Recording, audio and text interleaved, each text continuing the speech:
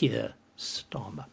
This constant fact that he harks on about being chief prosecutor. He's not, he's called Director of Public Prosecutions. But chief prosecutor, what does it make him sound like? It makes him sound like a figure out of Stalin's Russia. In Starmer's eyes, he is clearly of impeccable character. He is always right. How do you rate Keir Starmer's first 4 months as Prime Minister? Well, the opinion polls tell us, don't they? They have plummeted in a way that looks a bit like an alpine avalanche. He's literally fallen off a cliff. I think there are very real reasons for this. When you're looking at this kind of thing, you always look, well, has there been anybody like this before? I think the answer is one very obvious figure, and that is Theresa May.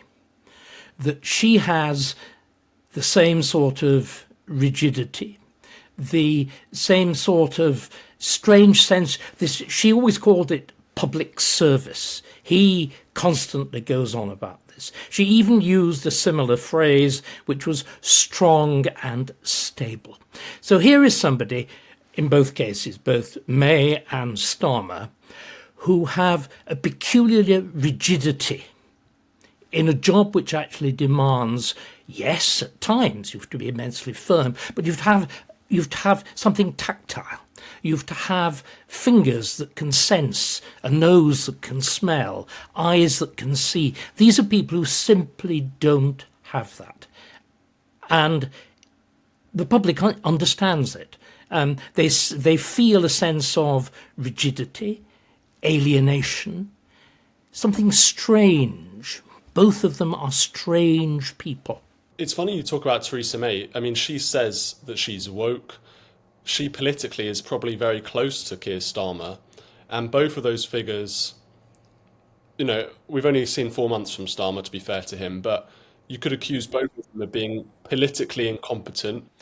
No political sense whatever. Can we understand again, the right? We've talked about character.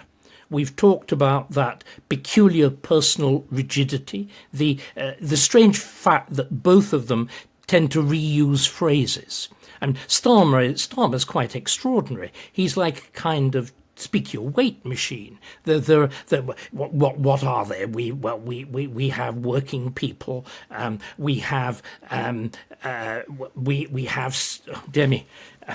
I've heard them so often. My father is a toolmaker. All these phrases constantly recurring, almost as though it's a kind of computer. It's almost like I've used an old-fashioned phrase, a speak your weight machine. He's a kind of AI, but he's not. AI would do it very, very much better. Very much better. Because Starmer is something different. I made the comparison of character to Theresa May. Starmer's something completely different. He's our first totally non-political Prime Minister.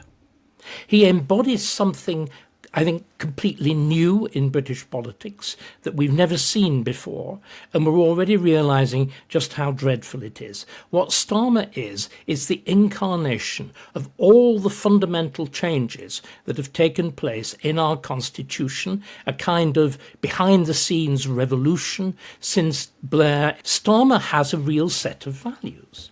He believes in the rules. Theresa May believed in the rules, but Starmer's are a much more structured, much more focused set of rules. He believes in this thing called the rule of law.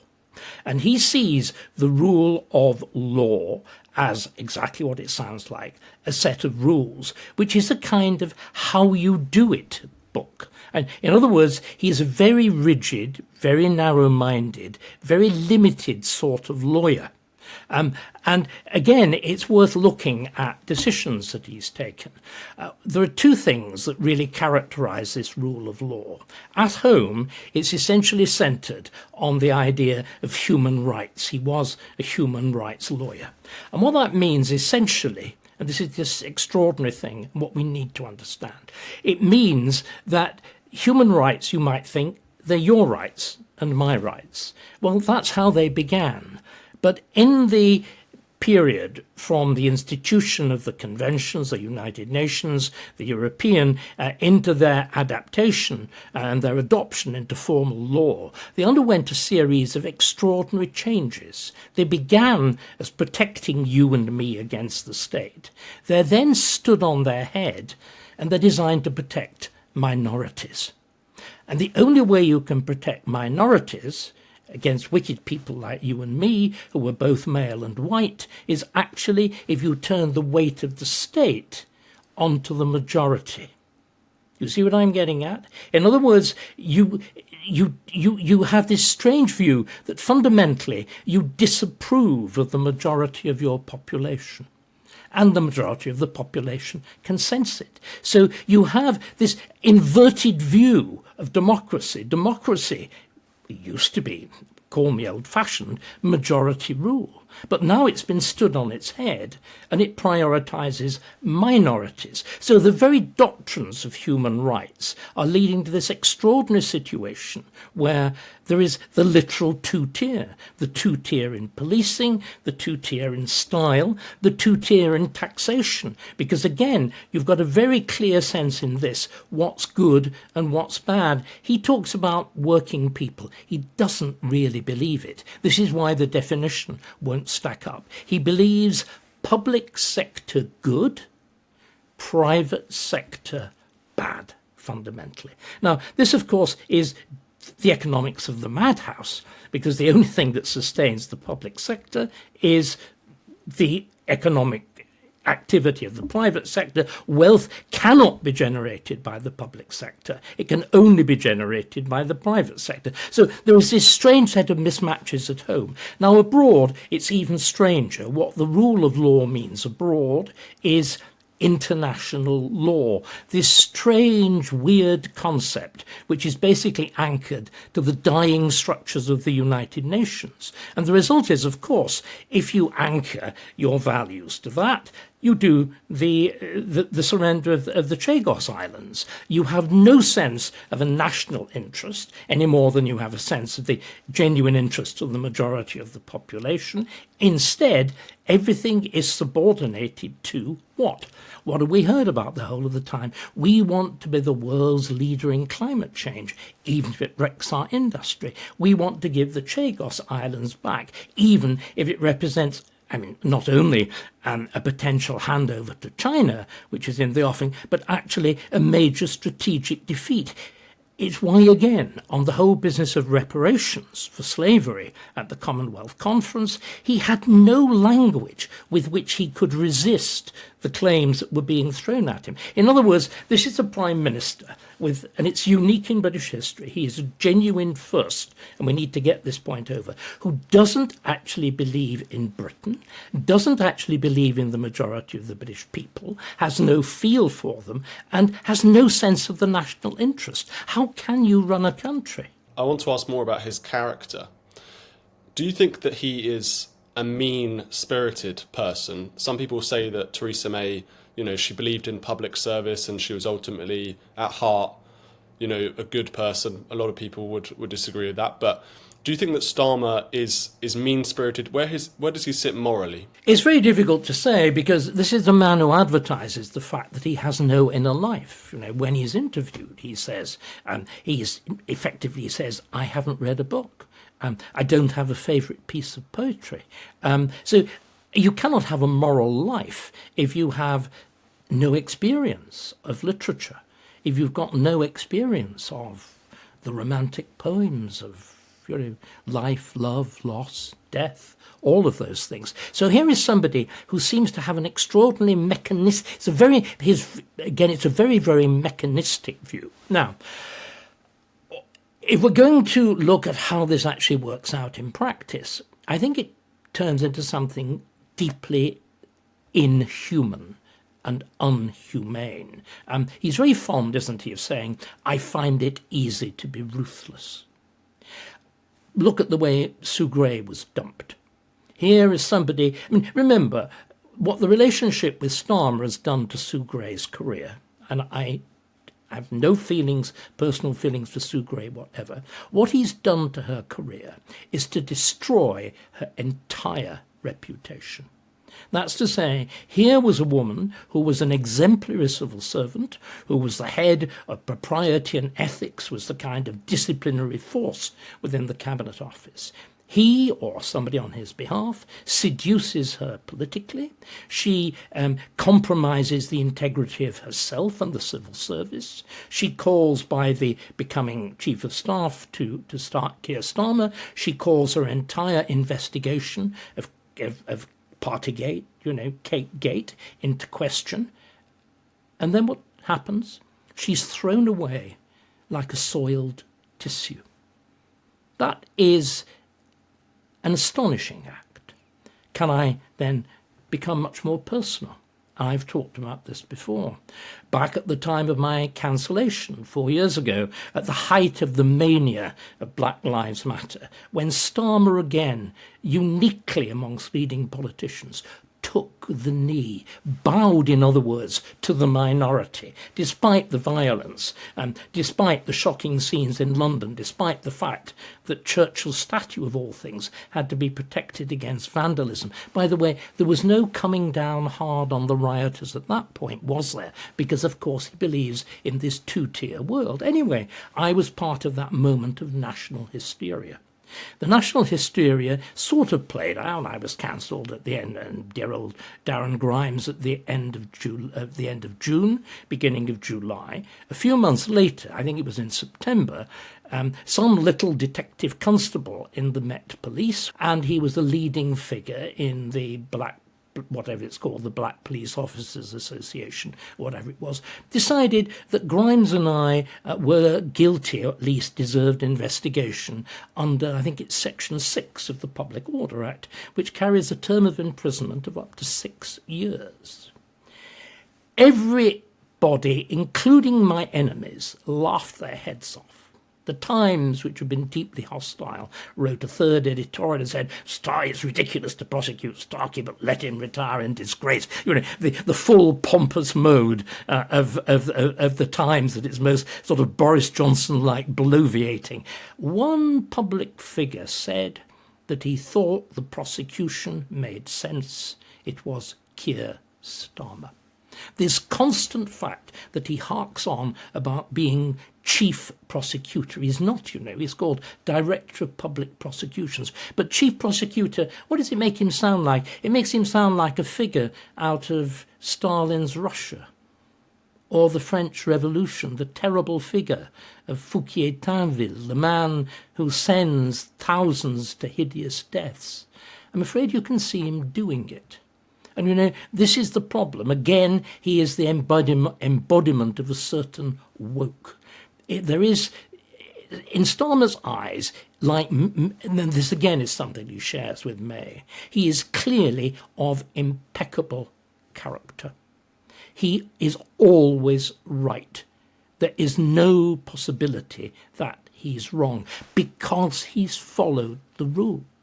You see, this is why he handled, what do we call it, Allygate, or whatever it was, Alligator, why he handled Allygate so badly, because he thought he'd followed the rules. So there was this, anybody with 2 seconds of nous would have known exactly what you to do. Hands up, yes, terrible mistake, but of course, I paid it all off, I've given it all back, this will never ever happen again, and, Ali will depart into outer darkness. Instead, what did he do? He argues about it, he justifies it, and then finally, the worst possible thing, listen to this one, Steve, he repays £6,000 worth. Obviously, he'd run a calculator over it. He'd worked out exactly how much he'd received after being Prime Minister rather than before Prime Minister. I mean, do you see what I mean? There is something really very odd about this, isn't there? I mean, this is not the kind of behaviour of an ordinary person, let alone an ordinary politician. So we're dealing with a very odd figure, but he's a product, as I said, of this series of extraordinary changes which have happened to Britain and much of the rest of the world, the Western world, but I think particularly intensively here in the last 30 years. And we can see, of course, how much they contradict what almost all the rest of us regard as simply normal behaviour.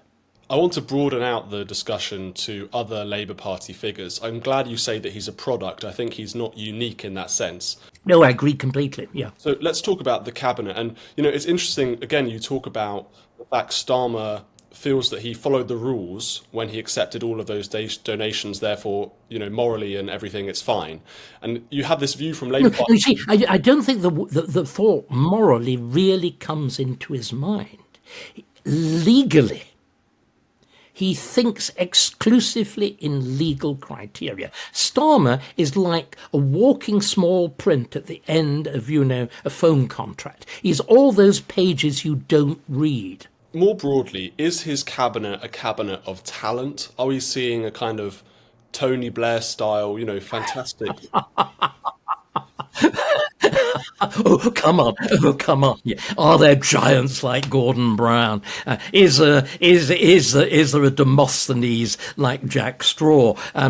There were some reasonably talented people in Blair's cabinet. There's no doubt about that. No, I think is the answer. There are some people who think they're bright, like Wes Streeting. But again, you see, even Wes, although he can almost speak human, and it's very interesting, he hasn't quite, you know, there is a certain sense there is actually a human being there. He is part of this essentially woke, which of course combines self-righteousness on the one hand with an extraordinary rigidity and suppressed violence on the other.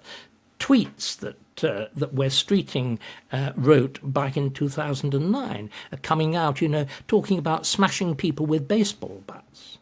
Now, we've seen it again, haven't we, with the famous MP for Rotherham and all the rest of it. And that there is a violence about all of this.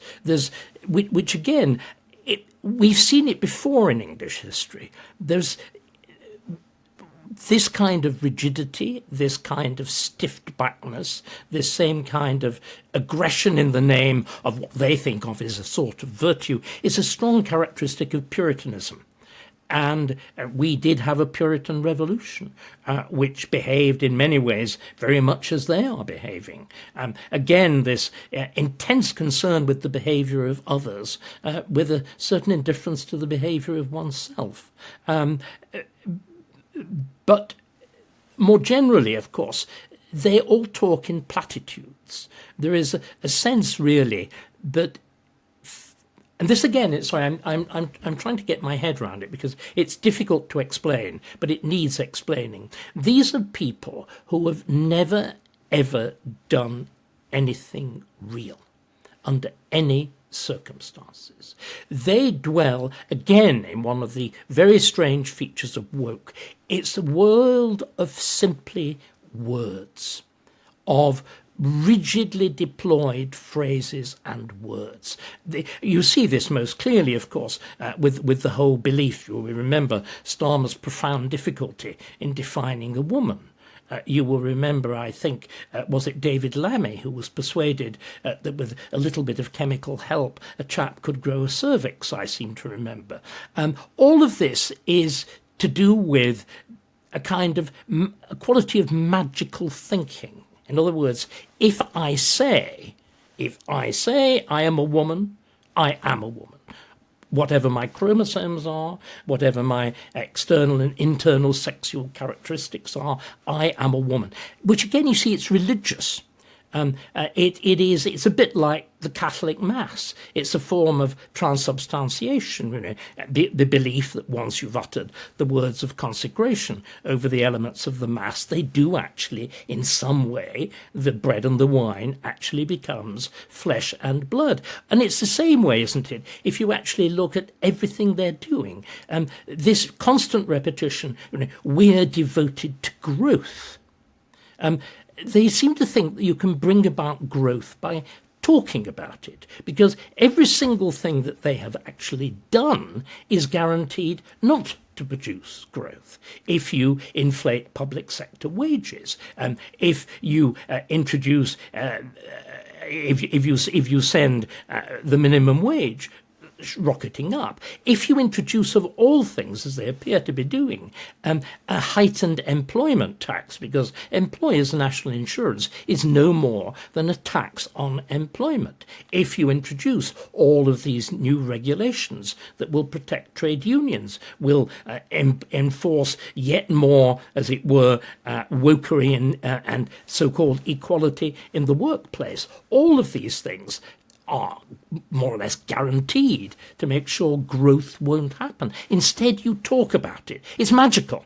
I mean, these people they're guilty of not guilty, they perform magical thinking. They think, as I said, simply by talking about something, it happens. It's quite clear that again, this is the government, what is it, 5 goals, that simply by talking about things, simply by setting up a committee, simply by saying that we want to be, whatever it is, the world's green energy superpower, suddenly these things happen. They don't. There's a real world. They have absolutely no sense of it at all. And as I said, I think a mindset that actually excludes it. There is no sense that they can really understand evidence. I mean, there's never been a budget like it. I mean, do you remember you're young enough, you're old enough just to remember when leaking the details of a budget was a completely sackable offence. I mean, famously, in the Attlee government, when his first Chancellor of the Exchequer actually speaks, I think it to the press, or is reported in the press, half an hour before he gave the budget speech, Hugh Dalton is sacked. We have had this extraordinary performance in which there's been this kind of dance of the 7 veils. I mean, it's been literally a sense of, oh, we thought that was a good idea. Now, is it really a good idea to transfer the whole burden of this heightened taxation onto people who can quite easily move out of Britain? Oh, they're going to move out of Britain. Do you know, we'd never thought of that. Do you see what I mean when I call it magical thinking? I want to ask about the backlash to Keir Starmer's government. We've already seen riots to do with immigration. As you mentioned at the beginning of this interview, his opinion poll ratings have plummeted. Do you think that he can survive the next 5 years? Do you think that more Labour voters will regret voting for Starmer? And do you think we'll see more protests, riots? What kind of things can we expect over the next 5 years with such an unpopular figure? I think it's important that we actually look clearly at what the formal position is first, and then what might happen. The formal position is that Starmer is absolutely guaranteed 5 years by the fluke that he has this enormous majority in the House of Commons. The only requirement for a Prime Minister is that he commands a majority in the House of Commons. So, unless the Labour Party splits, which it is just possible that it might, because again he is hopeless at party management.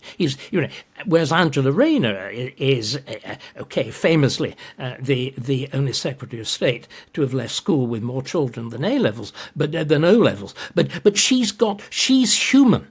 This is her profound strength. She's human. She can take a joke. She may indeed be a joke. She can laugh at herself. She can enjoy herself. And she has a gut feeling for what both the old and the new Labour Party is about. So then she can play those games. He can't. So there is a very real possibility of a series of splits. Again, there is the thing that nobody wants to talk about, but we're seeing rising sectarianism. It's quite clear that pressure could mount. It could mount very easily.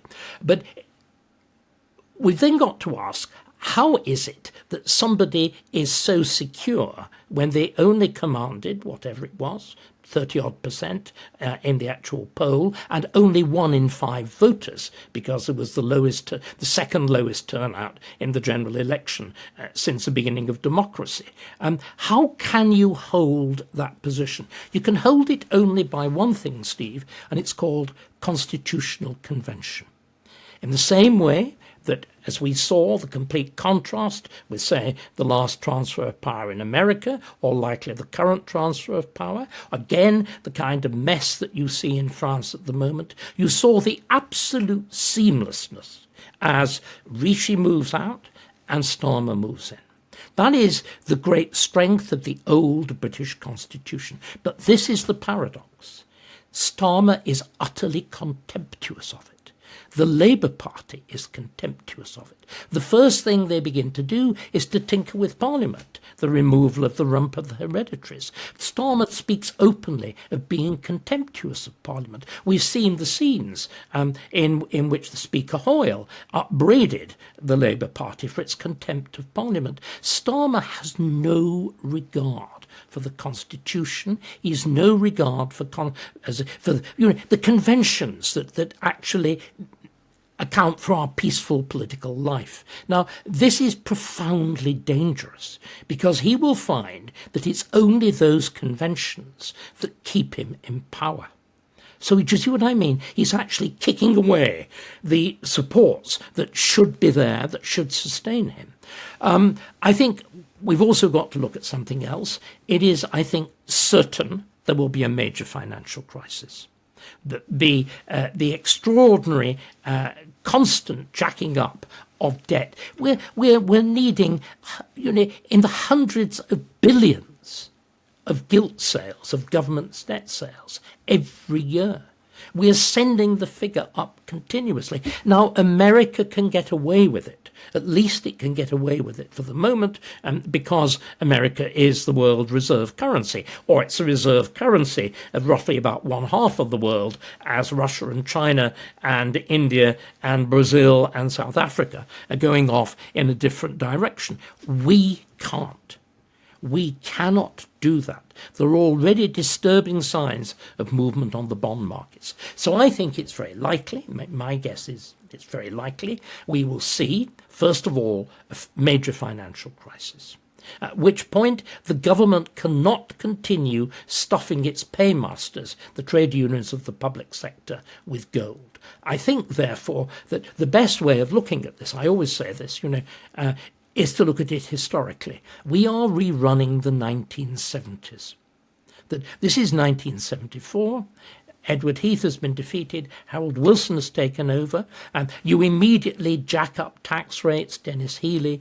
You immediately start throwing money at your own people. And within 2 years, you have the IMF in. And then, of course, in 1979, you have exactly what you talk about, major disorder, the breakdown of literally of both public order and public decency, bodies unburied, rubbish uncollected. I remember it vividly. Now, I can see another element, of course, which is sectarian violence. We are a whisker away. We have, of course, because our police force, thank heavens, and it's one of the great things, again, the old conventions. Why aren't our police regularly armed? They're virtually unique in the world in not being regularly armed. When I was a boy, it was the most shocking experience of my life when I went to France, and I think it was 1958, and the whole period of the Algerian crisis and the rise of de Gaulle. And there were police surrounding the Parliament building with the Palais Bourbon with submachine guns. I'd never seen any of that. I was appalled. I was horrified. Now, again, what we're doing is, with not simply the fact that we have a highly diverse multicultural population, but the fact that we are, and again, it's partly a product of the Human Rights Act. It's partly a product of the Equalities Act. It's partly a product of this strange bias to minorities. We are actively encouraging the formation of what really amount to sub-states. When the police say, and we saw it very clearly in the riots, that they're negotiating with community leaders, they're in fact conceding semi-separate status. And as we saw, these groups are perfectly capable of turning out with weapons. Fortunately, at that point, it was mainly sticks. it could easily turn into something worse. But we've seen something else which we haven't talked about, the whole Tommy Robinson episode. If you want to understand Tommy Robinson, if you want to understand the people that turned out a day or two ago in London, they are what is sort of the English community. And Robinson is sort of the community leader. He's the equivalent of the imam, right? And his followers behaved rather well this time round. I can see circumstances when perhaps they weren't. And you see, there's another problem. We haven't incorporated any of this properly into our mainstream politics. If you cross the Atlantic, you can see, particularly Trump, is able to absorb this into mainstream politics. Here, even reform has gone, we couldn't possibly touch that. And so there's a terrible risk of, I suppose, a two-tier politics. That's to say, what passes for formal politics in the House, and I'm afraid a Weimar-style clash of force in the streets. Now, I'm not predicting that. I'm saying it could happen. And there are all too many signs. And we have, of course, a police force which is manifestly incapable of dealing with it. And just taking that point through, remember, one of the most interesting things about Margaret Thatcher was she understood the reality of power. She did not take on the miners until two things had happened. She'd stockpiled coal in the power stations to make sure power wasn't going to go off, and she stuffed the mouth of the police force with gold. And what has Starmer done instead? He has, of course, because of this legalistic basis of the whole thing, in the Blake case, in the Carber case, he has seriously infuriated the only properly armed section of the police force. In other words, he has deliberately, as it were, cut from under himself what may well be the only protection of public order. Again, it is just this extraordinary inability to deal with the real world. It's interesting you talk about reform not going as far as perhaps they could do. I know a lot of people criticised Nigel Farage for an interview that I did with him where I asked him about would he support mass deportations, which is a very popular policy in the United States. And there are a lot of illegal immigrants in Britain, and many people would argue they should all be deported. They came here illegally. Nigel refused to support that for his own reasons. I just wonder whether you think that too many Conservatives, both in Reform and in the Conservative Party, live in this kind of libertarian Thatcher world of the 80s where Britain was fairly homogenous and we didn't live in this more divided multicultural society that we live in today. And whether Conservatives across the board are too obsessed with this libertarian, liberal economic perspective of free trade, free movement, and so on, rather than the social conservative aspect that perhaps has been lost behind. I think you're absolutely right. I mean, the problem is, again, we tend to fight the last war, don't we? And it's perfectly clear that in some ways we do need to revive a kind of Thatcherite approach to public financial policy, this utter incontinence with money on both sides. Remember, all that's happening now is really that we're putting the final icing on the cake of 14 years of mismanagement. And there's we have Jeremy Hunt making a great deal of fuss, but what's going on isn't all that different from what they were doing. But once again, let's look back. In 1974, you have this extraordinary, genuine shift in conservatism.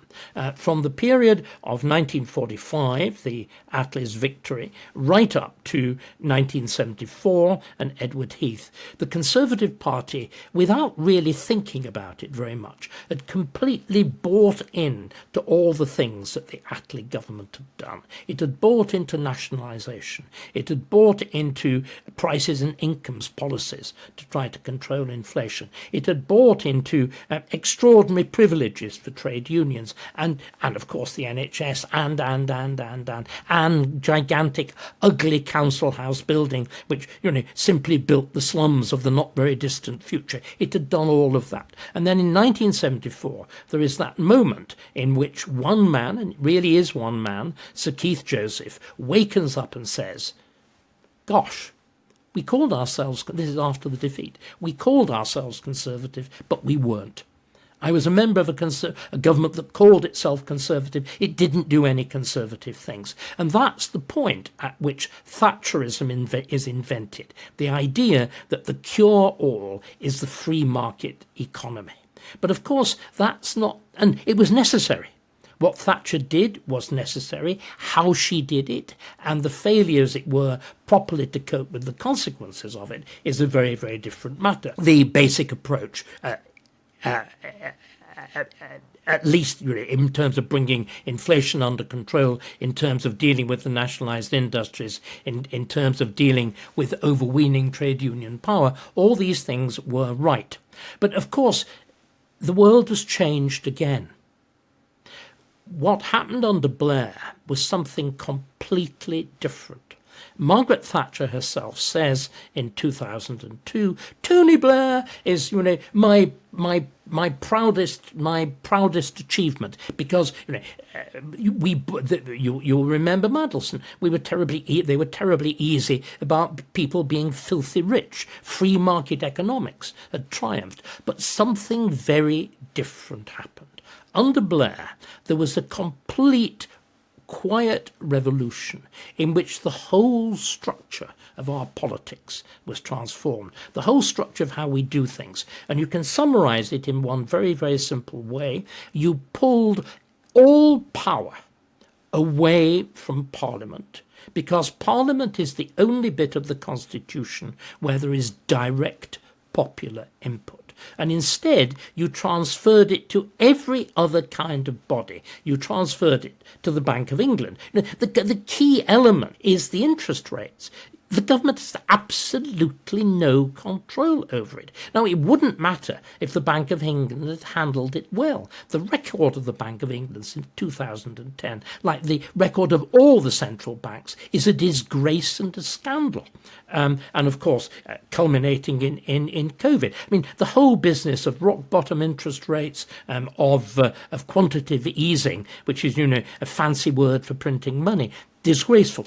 So you see it, you franchise out policy to this whole series of quangos, the Monetary Policy Committee of the Bank of England, the Climate Change Committee, English Nature, and so on. And these control enormous aspects of government policy. We saw it culminating during COVID, when we were really governed by SAGE. We were governed by a committee of mad scientists who had, of course, only one concern: to stop anybody dying under any circumstances of COVID. It didn't matter what else they died from. It didn't matter if the country went bankrupt. It didn't matter if nobody got any education. It didn't matter if people couldn't mourn. Didn't matter if people couldn't celebrate births. Just stop COVID. And of course, that's typical of these single issue committees. So we created this series of single issue committees which are completely unamenable to any form of democratic control. And then the whole legal system is stood on its head. The theory of the English, Anglo-British, call it that, constitution is that Parliament, that's the body that you and me elect, is sovereign. This was literally turned on its head by the creation of the Supreme Court, by the demotion of the position of the Lord Chancellor, and the invention of this strange thing called the rule of law. And what the rule of law means is the rule of lawyers. We transferred power from our elected representatives to unelected judges. Now, they have a bit of this in America, but judges are elected, and the judges of the Supreme Court are subject to political scrutiny by the Senate. We have absolutely no equivalent here. So everywhere you look, there was this inversion of what had gone before, this deliberate anti-democratization. Now, that's where we are now. And it cuts even more deeply, of course, because all these bodies that were set up, the quangos, and the legal profession, the civil service, the universities, all now are part of this sort of elite. They're a new ruling class. They're a new ruling class with a new set of values. Michael Gove, in one of his important good contributions to politics, calls it the blob. There are about 5,000. There are about 5 million of them. And the NHS and whatever. And it's clear they hold a radically different set of values from everybody else. And this is the added problem with all of this, because we talk about woke as though it was a cultural problem. Well, it is a cultural problem. As you know, it's an application of a biblical text, the Magnificat. He shall put down the mighty from their seats. So racism is simply white people daring to say that, they invented modernity, daring to say that there's a qualitative difference between the achievements of, black civilization and what's happened in the West. But you see, look at it. That fits perfectly with the new legal doctrine of human rights, which prioritizes minorities. And you have judges who are bought into this. So you've got this entire complex. The way I would describe it, and Neil Ferguson has said the same, we now have a structure of government that is very much like Soviet Russia in its last days. You've got this huge, overblown public sector, and the thing that Starmer calls the public service, which is specially privileged, which has enhanced pension. I mean, have you seen the extraordinary business? Not only is Starmer's pension specially protected by an act of parliament, but all the things that are going to damage the pensions of people in the private sector, the public sector is going to be protected against. I mean, it's a blatant two-tier. So what the Conservative Party has got to do is to recognise what has happened. It's got to understand that exactly back in 1974, what was needed was to undo the economic insanity of socialism. It's now got to undo something else. It's got to undo a deliberate and complete perversion of our constitution, which is designed to take away power from our elected representatives. And I'm actually writing to this effect.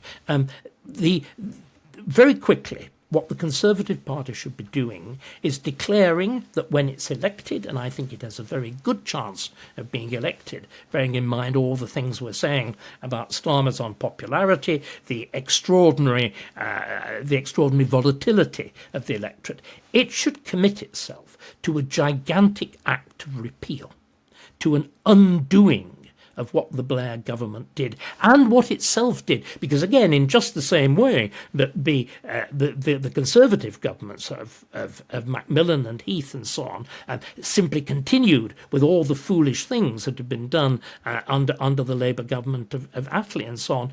Similarly, from 2010 onwards, you got extra blocks put into this dreadful structure, the Office of Budget Responsibility, which, moving in cahoots with the Bank of England, means that the Chancellor of the Exchequer takes the blame but can't actually control the amount of taxation that's needed. And you do even worse things. Theresa May, again, we're going back to her, with the Act of 2015, which actually legislates the target of net zero of 2050. This is why judges, I mean, it's unbelievable, Stephen, judges can actually rule on the policy of extracting fossil fuels.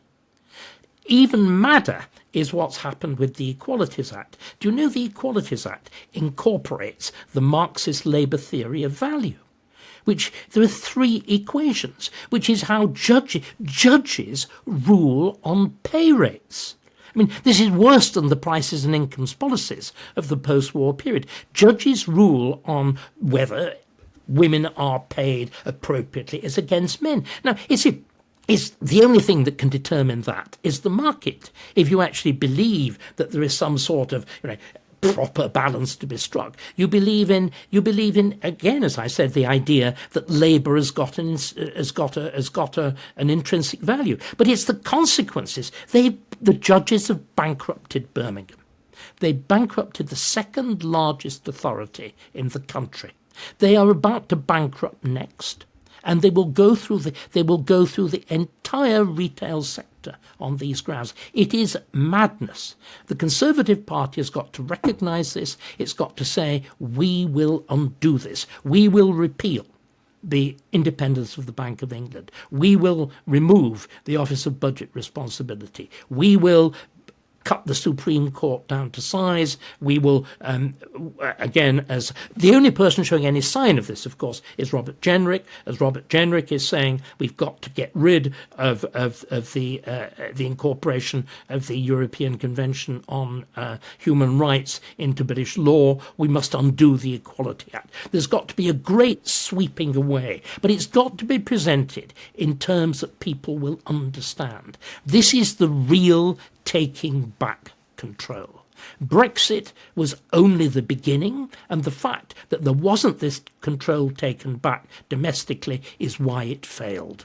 Let me ask a quick question, about Robert Jenrick. That was absolutely fascinating, and I want to ask about the leadership contest. I want to make a few points and then you can react. So you said that in 1974 this was the great turnaround for the Conservative Party at the time, with Keith Joseph and Margaret Thatcher. But in 1958, Enoch Powell famously resigned as a Treasury Minister along with the Chancellor because of what he saw as this crazy prices and incomes policy, where the government was literally setting the price of certain goods and incomes and so on. Everybody's. Right. So Enoch Powell was someone who actually foresaw this, and he was talking both about immigration, the social conservative side of things, and the economic liberalism, which is fascinating. And he has been invoked in this leadership contest by his official biographer, Simon Heffer. The book is, fantastic. I think, Like a Roman, I forget what it's called, but it's a very good book. And he says that Enoch Powell would vote for Kemi Badenoch. I want you to react to that. And furthermore, just one other point about Kemi Badenoch. A lot of her supporters, a lot of conservative commentators have said that because she is black, because she comes from Africa, she was from Nigeria, she was born in London but grew up much of her time in Nigeria. Because of this, it means that the Labour Party and the left won't be able to criticise the Conservatives as being racist, and therefore this is a fantastic advantage for electing Kemi Badenoch. So can you react to, first of all, on Enoch Powell, whether he would vote for her, and second of all, on the fact that she's black, she's from Africa, or she's raised in Nigeria, that's a great advantage for her. The first point first. I think Simon was absolutely wrong, well though he knows Enoch Powell. Powell was a man of ruthless logic. He was also a man of extraordinary, despite his terrible end, in other words, the end of his political career, he was a man of remarkable, I think, political skill and logic. I think what he would say about Badenoch was he'd do two things. He'd look at what she's saying, and he'd say, this is really quite an interesting analysis. What she's doing, she's looking essentially at the cultural phenomena. She's commissioned a very interesting, very serious academic report, which points out, I've been talking about the public sector on the one hand, the new, what in Soviet Russia used to be called the nomenklatura, this privileged group of state employees with their own special ethic, and of course the Labour Party, and Starmer in particular, being the quintessence of them, being the absolute concentrated essence. So what we have with Starmer is the government of the blob, by the blob, for the blob. And on the other hand, the rest rest of us in the private sector who make our living in the dirty old-fashioned way and are now having this huge increased burden of taxation thrust upon us, essentially to privilege the public sector. That's fine. She points out that there's a radical value divide between the two, one woke, the other unwoke. But she doesn't draw a single political conclusion. Now, maybe in the 1970s there was a bit of time. There isn't time now because there's reform.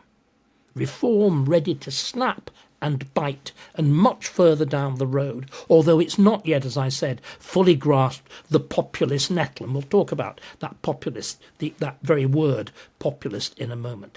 It seems to me immediately what Power would say is, you haven't thought it through.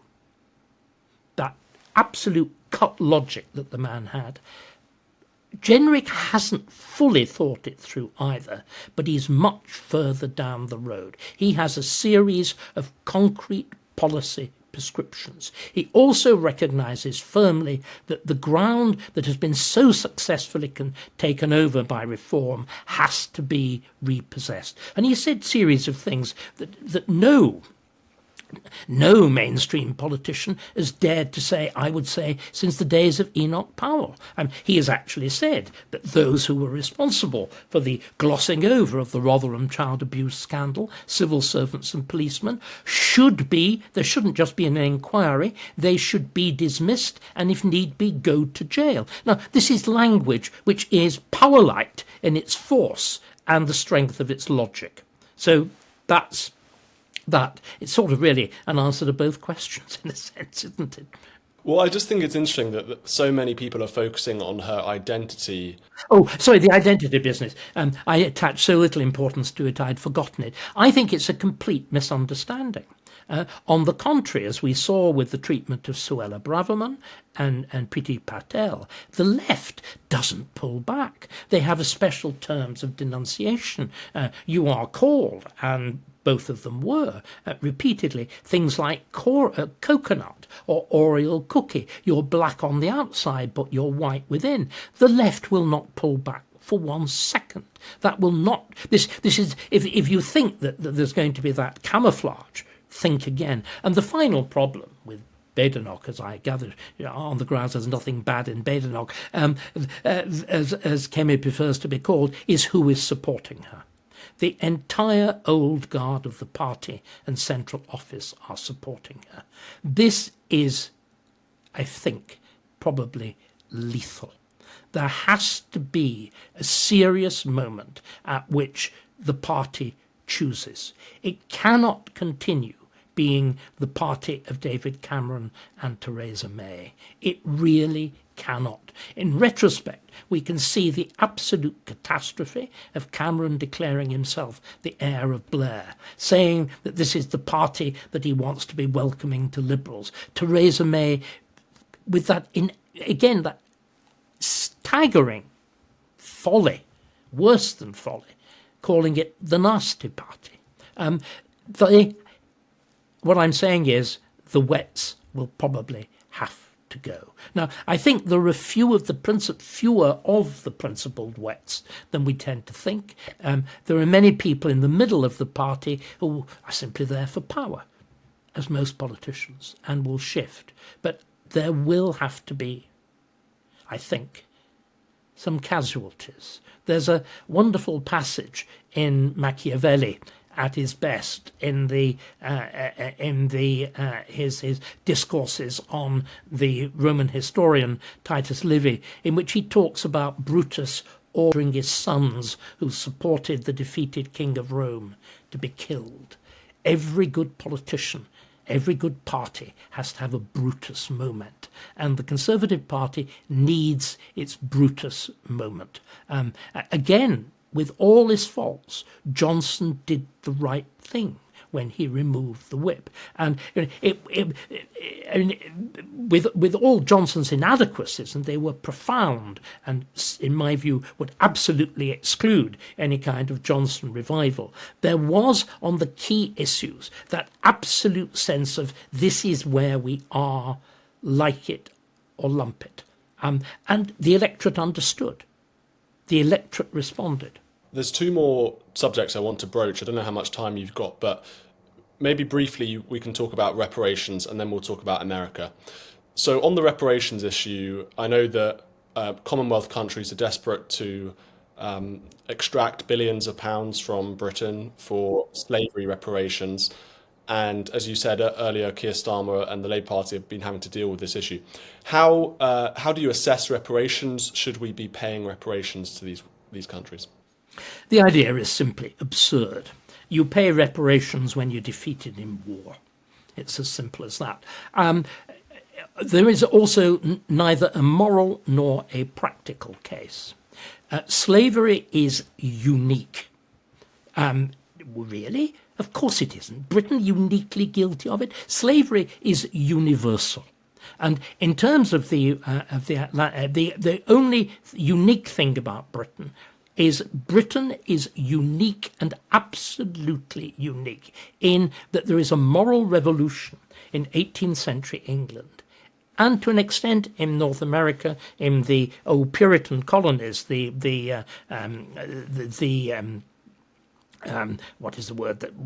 New England colonies, in which there's a moral revolution in which for the first time in human history slavery is thought to be wrong.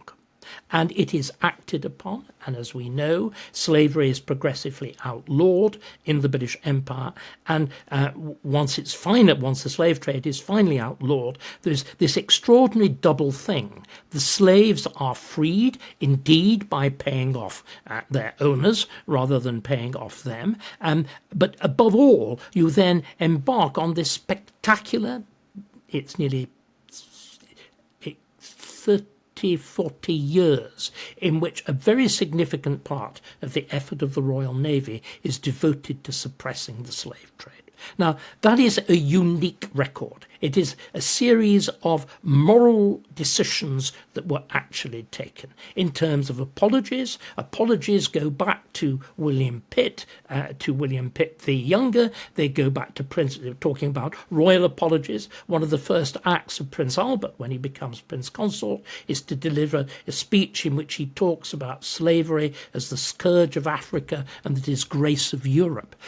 Right. So the uniqueness of Britain is that it does something about it. And then there's a final thing, which again needs thinking about, and needs thinking about seriously. It is the comparator.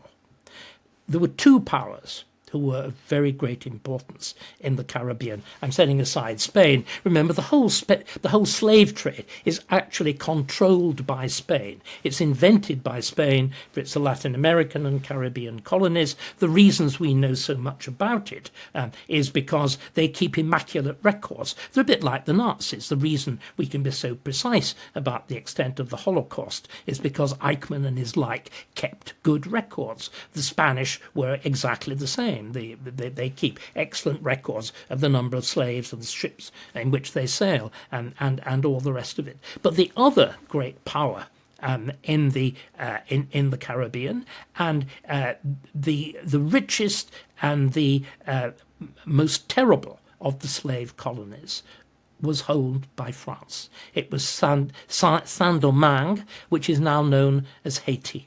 The horror of Haiti. What everybody in the Bahamas should be asked, what everybody in Jamaica should be asked is, would you like to have been Haiti? Because do you know how the Haitians got their independence from France?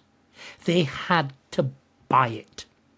There was an indemnity of, I forget whether it's 150 million or 200 million gold francs, which is not paid off by that wretchedly poor country until the Second World War. And the final point, Stephen, is the comparator.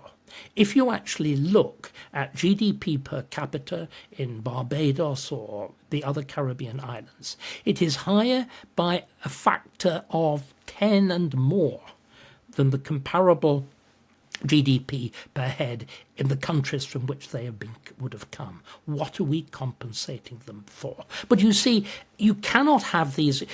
These are the sort of things that Starmer should have been saying.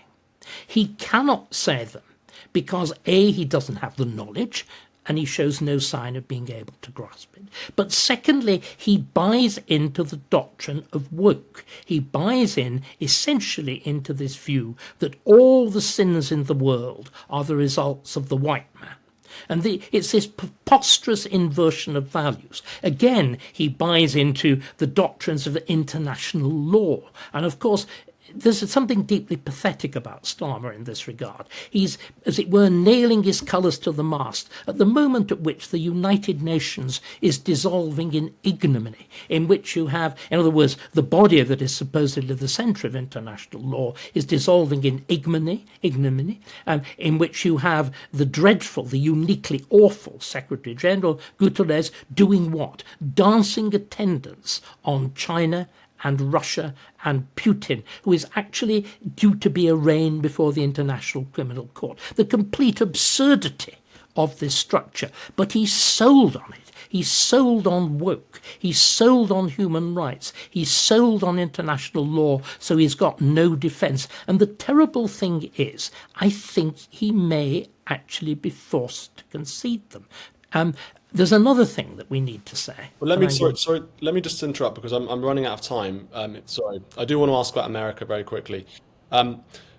America, the election. Can you just talk first of all about Kamala Harris? How do you assess her as a candidate, and also Donald Trump? Well, Kamala Harris is absurd, isn't she? I mean, as she says herself. She actually says it. I mean, correct me, you're interested in these things. She actually said, I can't think on my feet. When she's asked, what is my weakness? She says, I can't think on my feet. I can't put a sentence together. How can you run a country? I mean, she's there, isn't she, clearly, as a result of the catastrophic miscalculation and lies of the Democratic Party in claiming that Biden was capable and was mentally sound, and the fact they left themselves no time to find anybody else. In other words, she's never been subject to any form of democratic scrutiny. I imagine she will be truly, truly terrible. And she's, of course, signed up to all the worst aspects of all the things we've been talking about, human rights and whatever, with one very important exception.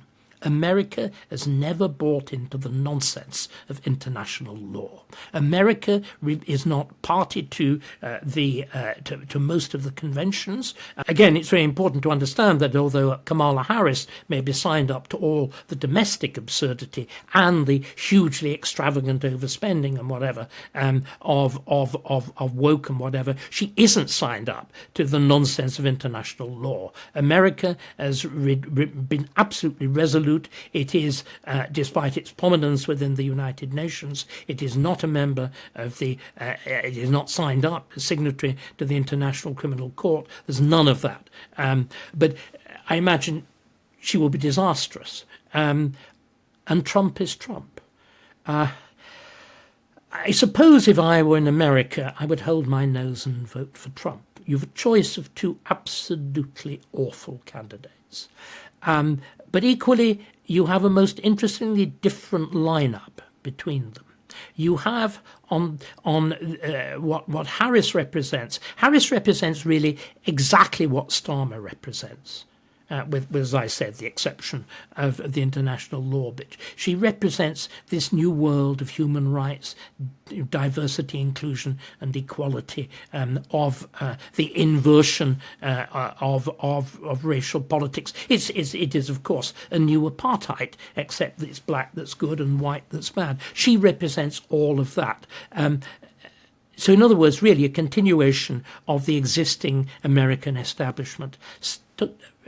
What we have, I think, with Trump is something completely different. The most interesting thing, first of all, Vance, his vice president, is a man, I think, of genuine flair and supreme, really, really remarkable intelligence. And then also you have the extraordinary figure of Elon Musk in the background.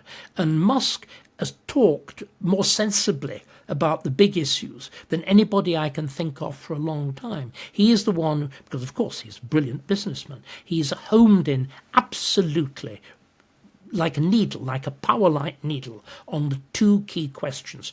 Exactly the things Powell talked about. The utter unsustainability of the levels of American public borrowing and public spending on the one hand, and on the threat to freedom of speech on the other. And he understands, in other words, what you have with Musk is somebody who actually understands and exemplifies himself why America, unlike the whole virtually of the rest of the West, and particularly and above all the disaster of Britain and the even greater disaster of continental Europe, people who say that joining the EU would actually help us economically clearly understand nothing of what's going on in France, Germany or elsewhere. What you have with Musk is somebody who genuinely understands what needs to be done. He has been talking in words that could be taken straight from David Starkey's mouth about the need to protect the Constitution, about the need for sound money, about the need, above all, to cut back on this huge multiplicity of government offices, of directorates for this, that and the other, all the agencies, as they call them in America, which is the equivalent of our quangos. He recognises the fundamental problem, and I think he's the only person in America who, I'm sure, the only person who recognises it. Nobody else has spoken out so forcibly. Nobody else has such a platform. Nobody else, I think, has actually the possibility of doing something about it. David Starkey, thank you so much for that. I really, really enjoyed that. Thank you. A pleasure. Thank you for watching this video. If you want to watch more content, please subscribe to our new GBN America YouTube channel. Thank you so much for watching GB News, the People's Channel, Britain's news channel.